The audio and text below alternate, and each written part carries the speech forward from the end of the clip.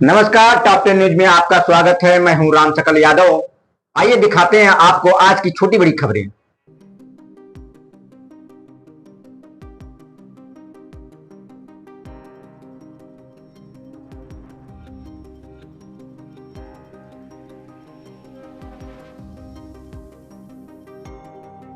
आजमगढ़ जिले के घोसी थाना क्षेत्र के कलाफनपुर गांव निवासी पीड़िता को न्याय दिलाने के लिए भाजपा नेता श्याम सुंदर चौहान आगे आए हैं।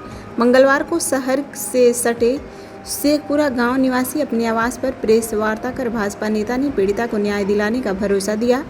मऊ जिले के घोसी थाना क्षेत्र के कलाफन गांव निवासी पीड़िता सुमित्रा चौहान ने मारपीट, गाली गलौज और जान से मारने की धमकी देने के मामले में पुलिस उप महानिरीक्षक आजमगढ़ परिक्षेत्र को शिकायती पत्र देकर न्याय की गुहार लगाई। महिला का आरोप है कि पुरानी रंजिश को लेकर गांव के कुछ लोगों ने उनके साथ तथा उसके 2 नाबालिग बेटियों के साथ मारपीट की, लेकिन पुलिस ने अब तक उनकी शिकायत पर मुकदमा दर्ज नहीं किया है। प्रार्थना पत्र के अनुसार 13 मार्च 2026 को दबंगों ने सुमित्रा चौहान और उनकी बेटियों बबीता उम्र 17 वर्ष तथा लाली उम्र 13 वर्ष को लात, घूंसों और डंडों से पीटा, साथ ही अशोभनीय गाली देते हुए जान से मारने की धमकी दी। महिला का कहना है कि घटना की सूचना थाना घोसी, क्षेत्राधिकारी घोसी तथा पुलिस अधीक्षक मऊ को दी गई, लेकिन उनकी शिकायत पर कोई कार्रवाई नहीं हुई। सुमित्रा चौहान ने आरोप लगाया कि स्थानीय पुलिस विपक्षी पक्ष के प्रभाव में आकर उनके खिलाफ अपराध संख्या 100/26 दर्ज कर दी, जबकि उनके पास घटना का वीडियो साक्ष्य भी मौजूद है। उन्होंने यह भी आरोप लगाया कि विपक्ष पक्ष उनकी पढ़ाई कर रही दोनों बेटियों को फंसाने के उद्देश्य से मुकदमा दर्ज कराया तथा समझौते के नाम पर 1 लाख रुपए की मांग कर रहा है। मामले में महिला ने डीआईजी से मामले की निष्पक्ष जांच कराकर उनके प्रार्थना पत्र एवं उपलब्ध साक्ष्यों के आधार पर एफआईआर दर्ज कराने तथा उनके विरुद्ध दर्ज मुकदमा को समाप्त कर अंतिम रिपोर्ट लगाने की मांग की है। साथ ही उन्होंने अपनी और अपने परिवार की सुरक्षा सुनिश्चित करने के लिए भी गुहार लगाई है। भाजपा नेता ने प्रेस वार्ता के दौरान बताया कि डीआईजी ने महिला को न्यायोचित कार्यवाही का आश्वासन दिया है। भाजपा नेता ने पुलिस के अलावा अधिकारियों से मांग किया है कि इस मामले में महिला के साथ न्याय किया जाए और दोषी पुलिसकर्मियों के खिलाफ सख्त कार्रवाई की जाए। जिले के घोसी थाना क्षेत्र से आपके कई मामले इस समय आए हैं, जिसमें वहाँ ये शिकायत आ रही है कि मुकदमे दर्ज नहीं किए जा रहे हैं, उल्टा जो है पीड़िताओं के या पीड़ितों के खिलाफ मुकदमा दर्ज किए जा रहे हैं। कितने मामले आपके संज्ञान में है और क्या अभी तक है, उसमें कौन कौन मामले हैं? देखिए, मैं एक सामाजिक व्यक्ति हूँ, साथ साथ ही एक भारतीय जनता पार्टी का एक नेता हूँ और विश्व हिंदू रक्षा परिषद के दायित्व भी राष्ट्रीय महामंत्री के पद पे मैं दायित्व पर भी काम कर रहा हूँ, जिससे जो लोग भी हमसे जुड़े हैं या कहीं से उनको पता चलता है हमारे संबंध के बारे में, तो वो लोग आते हैं। तो ख़ास तौर से मैं देख रहा हूँ पिछले 1 महीने के अंदर मऊ जनपद के घोसी थाना अंतर्गत से ऐसे कम से कम 3-4 प्रकरण मेरे पास आए हैं, जिसके संबंध में मैंने पीसी भी कर चुका हूँ कि आईपीसी 176 की घटना हुई, आईपीसी 354 की घटना हुई और एक घटना जो मेरे बगल में पीड़िता बैठी हुई है, इनके साथ जो है 13 मार्च 2026 को मारा पीटा गया और जिसकी एक साक्ष्य के रूप में वीडियो भी हमारे पास पीड़िता के पास उपलब्ध है, लेकिन उल्टे इन्हीं के विरुद्ध जो मुकदमा पंजीकृत कर दिया गया। तो इस तरह से ये देखने को मिल रहा है कि जो घोसी के जो भी थाना प्रभारी हैं, वो बिना गुण दोष के आधार पे, बिना कुछ जांच किए हुए जो पीड़िता के ऊपर मुकदमा उन लोगों के द्वारा लिखा जा रहा है, जो कि ये सरासर एक तरह से ये गलत कहा जाएगा, संविधान के विपरीत कहा जाएगा। तो डीआईजी साहब को संज्ञान में मामला डाला गया है, उनको एप्लीकेशन दिया गया, क्या उन्होंने आश्वासन दिया? अभी जो हमारे बगल में सुमित्रा जी बैठी हैं, ये गई थी माननीय डीआईजी महोदय के पास गई थी और डीआईजी महोदय से सामने उपस्थित होकर इन्होंने पूरी अपने घटना को क्रमशः उनको जानकारी दी और उन्होंने आश्वासन दिया और उन्होंने फ़ोन भी किया था वहाँ के संबंधित लोगों के पास कि मैं इनके शिकायती प्रार्थना पत्र को भेज रहा हूँ, इस पे जो है ये गंभीर विषय है, इनको जो है न्याय देने का आप लोग काम करें और इस मुकदमे में जो इनके विरुद्ध मुकदमा किया गया उसमें एफआईआर लगाया जाए। क्या प्रकरण है आज का, जो आज की जो पीसी है यहाँ पर जो की जा रही है आप लोग के सामने, ये रहने वाली जो है मऊ जनपद के थाना घोसी के अंतर्गत ग्राम कलाफन की रहने वाली हैं। इनका नाम है सुमित्रा चौहान इनके साथ जो है 13 मार्च 2026 को इनके पड़ोसी हैं, 3-4 लोग हैं, वो काफ़ी मनबड़ और दबंग किस्म के व्यक्ति हैं और वो लोगों द्वारा जो है इनको जो है काफ़ी मारा पीटा गया, जिसका संबंध में साक्ष्य के रूप में वीडियो भी इनके पास उपलब्ध है। सर, घोसी का 3 बार आपके लिए एक ही महीने में 3 बार कंप्लेन आ चुका है, आपके द्वारा क्या किया जा रहा है? देखिए, हम लोग संविधान पर विश्वास रखते हैं और कॉन्स्टिट्यूशन के आधार पे देखिए हर व्यक्ति को अनुच्छेद 21 के अनुसार अपना जीवन और अपने शरीर के रक्षा के लिए वो प्राकृतिक और मौलिक अधिकार प्राप्त है। तो उस प्रकार से इन लोगों ने जो बचाव कर ही रहे हैं। हम लोग जो है संविधान के अंतर्गत जो भी नियम कानून उसके तहत सर्वप्रथम जो सक्षम अधिकारीगण हैं उनसे हम प्रथम दृष्टया तो एक बार उनको नॉलेज में पहुंचाना चाहते हैं, आप लोगों के माध्यम से भी पहुंचाना चाहते हैं कि इस पे गंभीरता से इन सब विषयों को लिया जाए और इसकी जांच कराकर इसमें जो भी दोषी हैं, अगर वो पुलिस प्रशासन के क्यों ही नहीं व्यक्ति हों, अगर वो दोषी हैं, गलत एफआईआर कर रहे हैं तो गलत एफआईआर पर अभी माननीय सुप्रीम कोर्ट, माननीय हाई कोर्ट ने भी एक अमेंडमेंट किया है कि जो भी लोग गलत जो है साक्ष्य के आधार पे जो है किसी को मुकदमा लिख रहे हैं या प्रताड़ित कर रहे हैं किसी भी तरीके से, तो उनके ऊपर मुकदमा किया जाए। तो मैं आप लोग के प्रेस बंधुओं के माध्यम से, आपके social media, print media, electronic media के माध्यम से उन लोगों तक ये एक सूचना पहुंचाना चाहता हूं कि यदि जो भी व्यक्ति इसमें सम्मिलित हैं और गलत तरीके से पीड़िता के विरुद्ध ही मुकदमा लिखा जा रहा है, उनके ऊपर जो सक्षम अधिकारीगण हैं, जैसे हमारे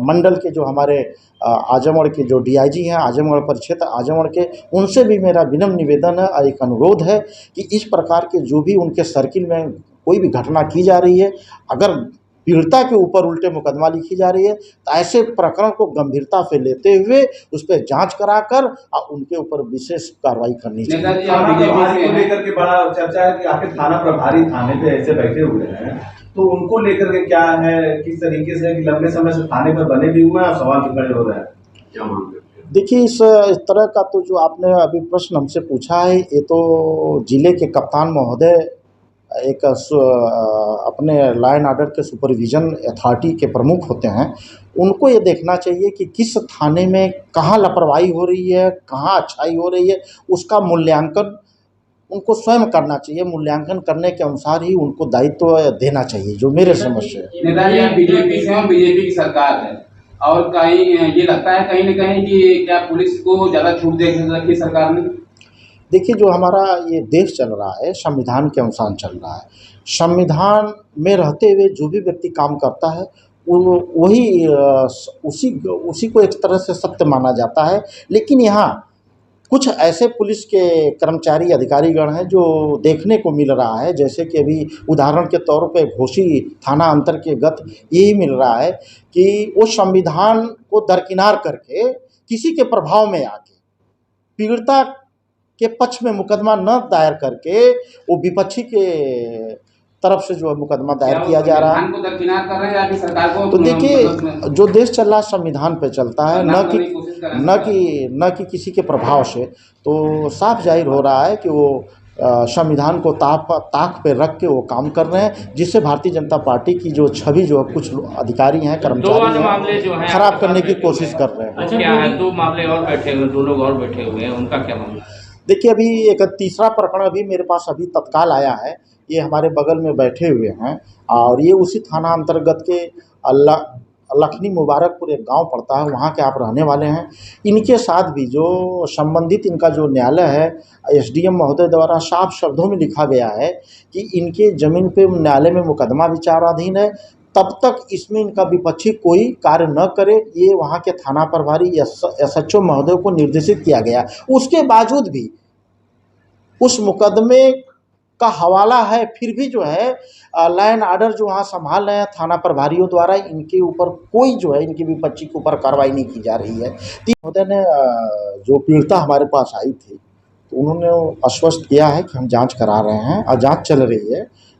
मुझे पूर्ण रूप से भरोसा है कि उसमें उस पीड़िता को अवश्य न्याय मिलेगा। एक बुजुर्ग आए थे आपके पास जो जमीनी विवाद को लेकर आए थे, उसमें भी आपने प्रेस वार्ता की थी, आजमगढ़ का मामला था, उसमें क्या अपडेट है? हाँ, देखिए, जो आजमगढ़ के लालगंज अंतर्गत रहने वाले वो व्यक्ति आए थे, ज़मीन का सिविल वाद का प्रकरण था, उसमें हाँ हम आप लोग के माध्यम से पीसी किए, उसमें पीसी के माध्यम से मुझे लगता है, ऐसा एहसास होता है कि वहाँ के संबंधित रेवेन्यू विभाग के जो भी सक्षम अधिकारी गण थे उन लोग के नॉलेज में गया और तुरंत उस पर जो है कार्रवाई करते हुए उस व्यक्ति को न्याय दिलाने को उन्होंने काम किया।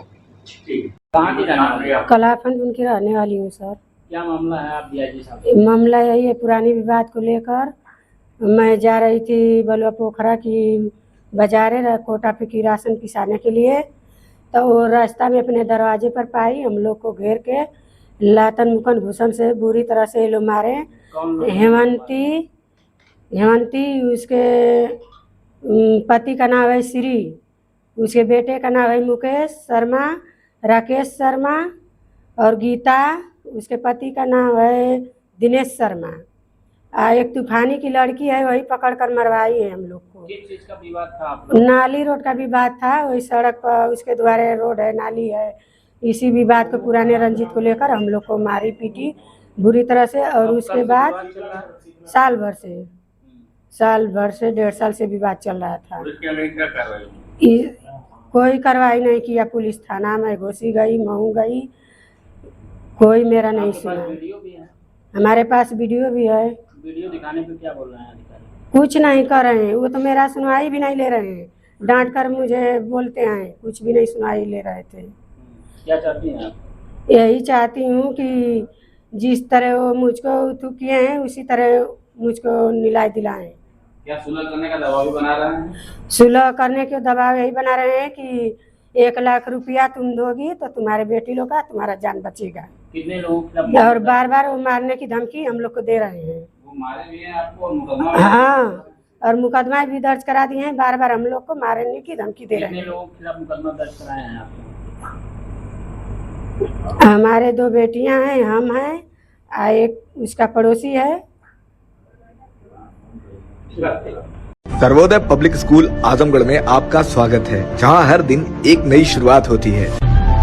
यहां आपके बच्चे की अच्छी शिक्षा और बेहतर भविष्य के लिए नई शिक्षा नीति 2020 के अनुरूप पाठ्यक्रम है और इससे जुड़ी सभी सुविधाएं उपलब्ध हैं। यहाँ sports, horse riding, dance classes जैसी यूजफुल एक्टिविटीज तो होती ही हैं, साथ ही लाइब्रेरी, म्यूजिक और आर्ट एंड क्राफ्ट के थ्रू भी बच्चों की क्रिएटिविटी को स्पेशली बढ़ावा दिया जाता है। बच्चों को तकनीकी दुनिया से जोड़े रखने के लिए स्मार्ट क्लासेस, रोबोटिक्स और कंप्यूटर लैब्स उपलब्ध हैं। छोटे बच्चों के लिए अलग से प्ले सेट एरिया है और एक्टिविटी रूम की व्यवस्था है। सर्वोदय स्कूल में बड़ी क्रिकेट एकेडमी के साथ ही हेल्थ और वेलफेयर क्लब भी है, जहां पर बच्चों को सेहतमंद और खुश रखने की पूरी कोशिश की जाती है। 6th क्लास से गर्ल्स के लिए सेपरेट क्लासेस और बिल्कुल सुरक्षित स्कूल बस सर्विसेज, वो भी GPS के साथ सभी रूट्स के लिए अवेलेबल है।